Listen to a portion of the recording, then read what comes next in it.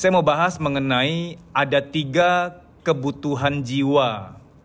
3 ini terkadang tidak urut atau salah prioritas, yaitu tenang, bahagia, dan senang. Ini 3 hal yang berbeda, nggak mirip sama sekali. Tenang, senang, bahagia. Mengapa saya menyebut tenang duluan? Karena jujur saja tenang itu kebutuhan pokok batiniah kita. Itu kebutuhan primer batin kita. Kita butuh ketenangan. Di saat kita nggak bisa bersenang-senang, nggak punya budget lebih untuk ke Bali, ke Eropa, ke Singapura, nggak ada budget lebih untuk beli kopi yang mahal itu. Karena itu kan kesenangan ya.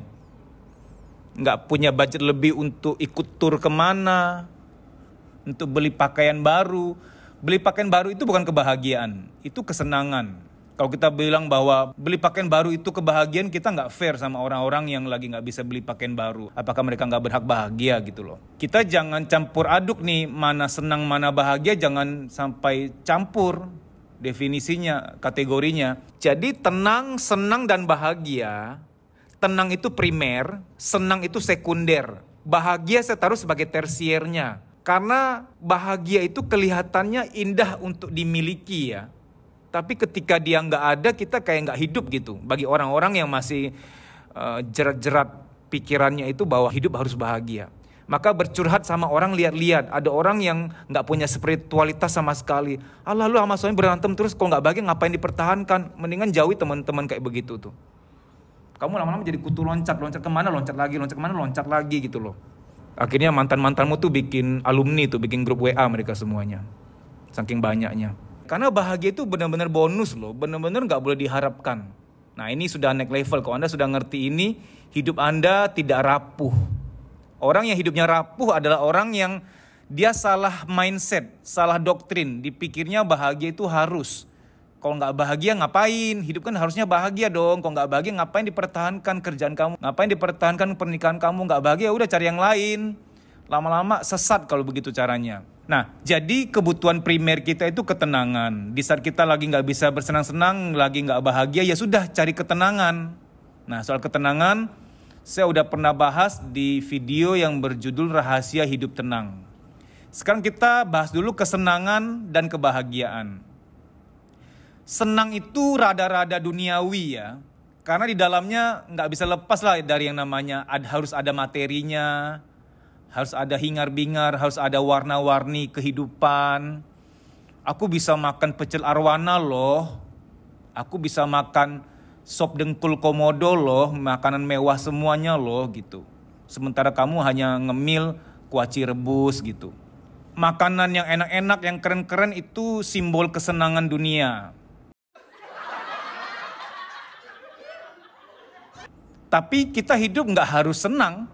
Nah ini penting nih, hidup nggak harus senang, tenang aja udah cukup. Nah inilah orang-orang spiritual sedang mengejar ini. Kita nyari ketenangan. Tenang itu murah dan lebih realistis untuk dicapai.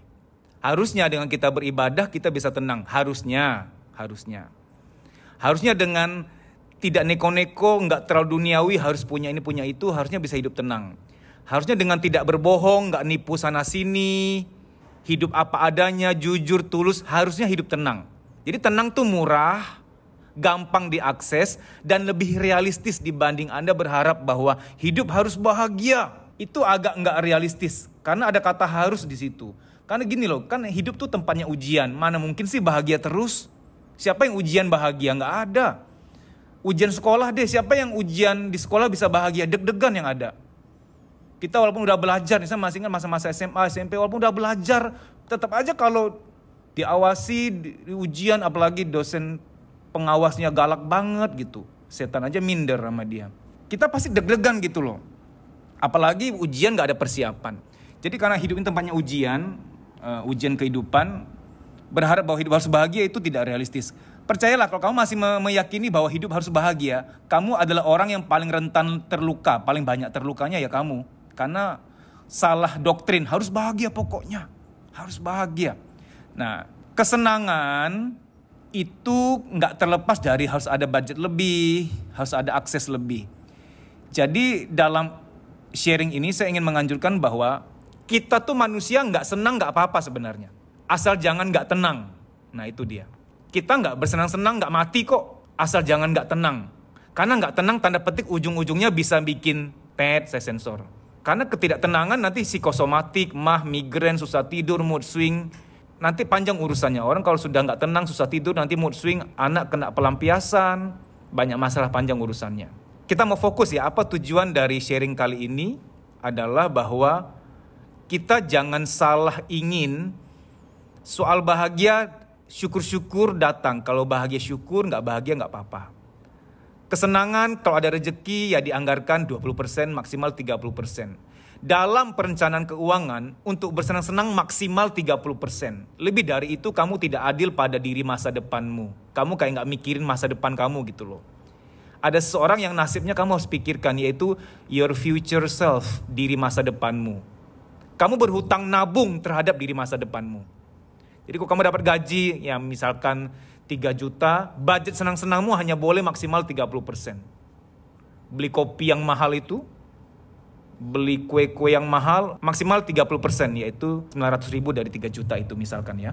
Nggak senang, nggak mati kok, nggak tenang yang bisa bikin hal yang tidak diinginkan. Nah soal kebahagiaan, bahagia itu datangnya berkala, tidak selalu. Bahagia datang ketika kita lulus ujian, naik kelas, dewasa, setelah sekian banyak badai kehidupan. Bahagia ketika kita bisa berarti bagi orang lain. Nah, bisa berarti bagi orang lain juga bukan hal yang continuous, bukan yang selalu. Kita nggak selalu berkesempatan setiap hari bisa meringankan beban orang lain, nggak selalu berkesempatan setiap hari bisa berarti bagi orang lain. Jadi kita jangan terlalu lemah lah bahwa hidupku harus senang, harus bahagia. Tuhan menganugerahkan kesempatan untuk tenang, kebutuhan akan ketenangan tuh lebih realistis untuk dicapai. Lama-lama ya ketika Anda makin berusia, makin umur, makin sadar loh, kita tuh ngejarnya hidup tenang, bukan hidup bahagia. Karena bahagia susah dikejar. Bahagia itu datang berkala, gak bisa kita atur jadwalnya. Datang syukur, gak datang kita gak bisa berbuat apa-apa. Kesenangan itu fana. Senang itu benar-benar tanda petik nikmat yang semu, yang fana, yang gak ada ujungnya. Beneran. Saya bukannya mau pamer atau apa, gak ada maksud sama sekali. Toh Anda gak pernah lihat saya pamer apapun di IG saya, di YouTube saya. Gak pernah saya pamer apapun. Saya bukan bermaksud pamer untuk hal yang berikut saya jelaskan. Segala kenikmatan dunia, entah materi kendaraan, apapun, mohon maaf, mohon izin, saya sudah pernah merasakannya semuanya. Fana semuanya. Cuma senang sesaat, terus ya udah. Terus apa? Ya udah gini doang. Terus ya udah gitu aja gitu loh. Udah selesai, apa nih gitu loh. Kayak ibarat kita makan, kalau lihat makanan tuh, kalau bisa makan itu enak, ngiler banget. Habis makan ya udah, habis kenyang, mata-mata wajah kurang IQ itu, yang udah kekenyangan, fana ya gitu. Tadi pengen banget, ngiler banget lihat ayam goreng. Habis makan, wajah-wajah kurang IQ menyadari, biasa aja ya gitu loh. Waktu kita lapar tuh kita galak gitu. Mudah marah gitu, karena harus belum makan nih, kita kayak galak gitu. Tapi kalau udah kenyang ya, udah biasa aja. Dalam konteks pekerjaanmu sekarang, pernikahanmu, hati-hati, ada jerat-jerat iblis, ada godaan-godaan setan di sana. Misalkan dalam pekerjaan ya, kamu di sini nggak bisa senang-senang, terlalu disiplin di sini. Kamu di sini nggak dihargai, tahu? Kamu tuh nggak bisa bahagia, kamu nggak dihargai soalnya. Karena urusan dihargai itu memang ujung-ujungnya ke nadi kebahagiaan. Kalau kerja selalu nyari bahagia, akhirnya gak ada tempat yang benar-benar kamu akan menetap. Kalau pernikahan nyari semata-mata bahagia, gak akan ada pernikahan di mana kamu akan selalu menetap di sana. Akan pindah-pindah terus. Karena gini loh ya, orang yang akan sempurna dalam pernikahannya ketika dia juga mau mengambil peran sebagai tong sampah. Nah ini gak gampang nih. Jadi ketika istrimu marah-marah, suamimu marah-marah, bisa gak kamu ngomong dalam hatimu, oke, aku menikahi dia gak cuma sekedar ingin dibahagiakan dia, aku ngerti kok. Aku juga harus jadi tong sampahnya dia. Aku ngerti ketika menikah gak cuma tubuh kami yang kawin, gak cuma hati kami yang kawin, tapi sejarah kami ikutan kawin. Perpustakaan masa lalu kami ikutan kawin. Anda kebayang gak misalkan ada 2 kampus menikah jadi satu. Perpustakaannya ada 2 perpustakaannya harus menyatu. Kebayang gak Anda petugas perpus harus berkoordinasi dengan petugas perpus sebelah sana, menggabungkan perpustakaan di sebuah ruangan baru. Waduh, itu dalam pernikahan memang harus ada kata saling. Ada kalanya aku mengalah, ada kalanya dia mengalah. Kalau nggak ada kata saling ya memang toksik sih. Tapi kalau masih ada saling, masih sehat itu pernikahan. Di masa-masa menjelang pernikahan, tolong dicek Anda dan calon ada saling nggak? Saling ngalah, saling sabar. Kalau yang ngalah kamu doang, yang minta maaf kamu doang, yang sabar kamu doang, itu nggak baik untuk dilanjutkan. Yang udah menikah pura-pura nggak denger ya. Ini hanya untuk yang belum menikah saja. Di dalam apapun harus ada keseimbangan. Oke. Kesimpulannya adalah, kalau kamu lagi nggak bahagia, nggak apa-apa kok. Kalau kamu lagi nggak bisa bersenang-senang, nggak apa-apa kok. Tapi kalau kamu sedang tidak tenang, itu kenapa-napa tuh. Itu matters, itu masalah tuh. Kenapa kamu bisa nggak tenang? Padahal tenang gratis kok. Tenang nggak perlu berbiaya kok. Berdoa sama Tuhan, curhat sama Tuhan, mengadu, mendekat sama Tuhan sih harusnya tenang ya, harusnya. Kalau memang menikmati, menjiwai ibadah. Kalau hidup kita jujur, nggak nipu-nipu orang, apa adanya sederhana, iya bilang iya, enggak bilang enggak, harusnya sih tenang ya. Hidup tenang tuh gitu. Apa yang ada dinikmati, ya udah, itu hidup tenang namanya gitu. Ketika kamu lagi nggak bahagia sekarang, nggak apa-apa kok. Emang cuma kamu yang nggak bahagia, banyak jutaan orang yang nggak bahagia juga. Karena bahagia emang nggak harus digenggam. Datangnya berkala dan jadwalnya kita nggak bisa atur. Lagi nggak bisa bersenang-senang, senang itu fana kok. Kamu mau bersenang-senang kayak apa? Mau apa? Mau punya motor nanti nggak puas, mau punya mobil, seterusnya nggak ada puasnya. Fana kok semuanya, secukupnya aja sebutuhnya. Nah, carilah ketenangan. Hidup jujur, tenang apa adanya, nggak ngarep yang enggak. Ujung-ujungnya hidup tenang itu adalah mengharapkan hal yang realistis. Jangan mengharapkan yang enggak-enggak. Baik demikian ya, semoga sharing ini bermanfaat. Terima kasih.